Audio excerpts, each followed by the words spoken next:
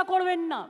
বাংলাদেশে নিয়ে যদি আপনাদের কোনো পরিবার থাকে, পরিজন থাকে, কেউ পড়াশোনা করতে যান, কেউ চিকিৎসা করতে এসে ফিরতে না পারেন, যদি কোনো সহযোগিতার দরকার হয়, আমি বাংলাদেশ নিয়ে কোনো কথা বলতে পারি না, কারণ ওটা একটা আলাদা দেশ। যা বলার ইন্ডিয়া গভর্নমেন্ট বলবে, আমি বলতে পারি না।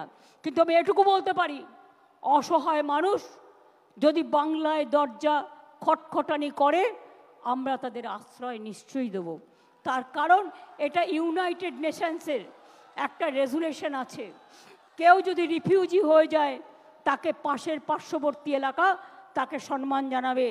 যেমন আসামে একটা গণ্ডগোল হয়েছিল বড়োদের সাথে, আলিপুরদুয়ারে তারা দীর্ঘদিন ছিলেন, আমিও গিয়েছিলাম তাদের সাথে দেখা করতে।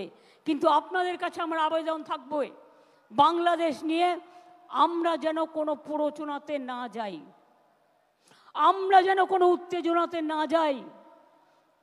আমাদের সহমর্মিতা, আমাদের দুঃখ, সে যারই রক্ত ঝরুক তাদের জন্য আছে। আমরা দুঃখী, আমরাও খবর রাখছি। ছাত্রছাত্রীদের মহান প্রাণ, তাজা প্রাণগুলো চলে যাচ্ছে। আমরা তাদের সকলকে, আমার অন্য কিছু বলার নেই।